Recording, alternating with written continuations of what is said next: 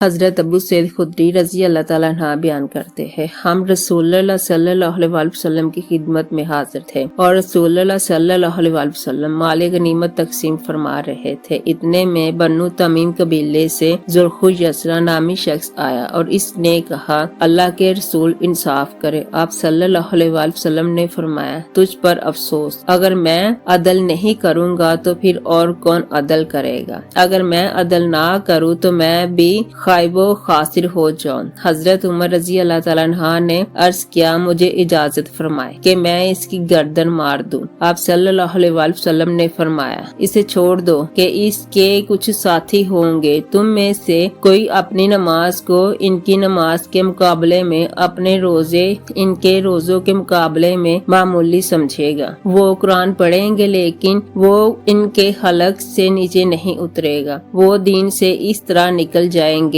جس طرح تیر شکار سے پار ہو جاتا ہے۔ اس تیر کے پیکان اس کے پٹھے پر جو کہ پیکان پر لپیٹا جاتا ہے، اور تیر کے اس حصے کو جو کہ پر اور پیکان کے درمیان ہوتا ہے کو دیکھا جائے تو اس پر کوئی نشان نظر نہیں آئے گا، حالانکہ وہ تیر گوبر اور خون میں سے گزرتا ہے۔ ان کی نشانی یہی ہے کہ ایک سیاہ فام شخص ہے، اس کا ایک بازو عورت کی پستان کی طرح اٹھا ہوا ہوگا یا ہلتے ہوئے گوشت کے ٹکڑے کی طرح ہوگا، اور وہ لوگوں کے بہترین گروہ کے خلاف بغاوت کریں گے۔ ابو سعید رضی اللہ تعالیٰ عنہ نے فرمایا، میں گواہی دیتا ہوں کہ میں نے یہ حدیث رسول اللہ صلی اللہ علیہ وآلہ وسلم سے سنی ہے، اور میں گواہی دیتا ہوں کہ حضرت علی بن ابی طالب نے ان سے لڑائی لڑی ہے، اور میں حضرت علی رضی اللہ تعالیٰ عنہ کے ساتھ تھا۔ اس شخص کے متعلق حکم دیا گیا تو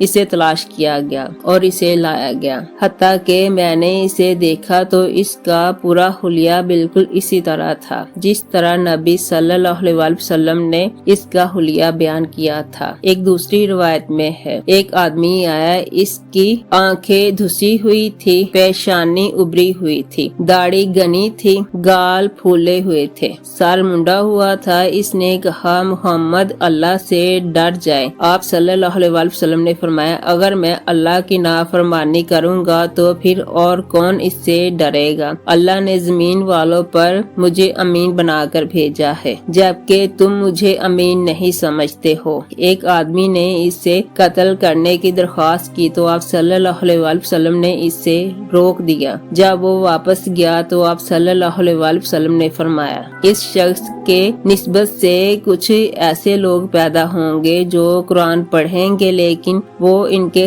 حلق سے نیچے نہیں اترے گا۔ وہ اسلام سے اس طرح خارج ہو جائیں گے جس طرح تیر شکار سے پار ہو جاتا ہے۔ وہ اہل اسلام کو قتل کریں گے اور بت پرستوں کو چھوڑ دیں گے۔ اگر میں نے انہیں پا لیا تو میں انہیں قوم عاد کی طرح قتل کروں گا۔ مشکوٰۃ المصابیح حدیث نمبر 5894۔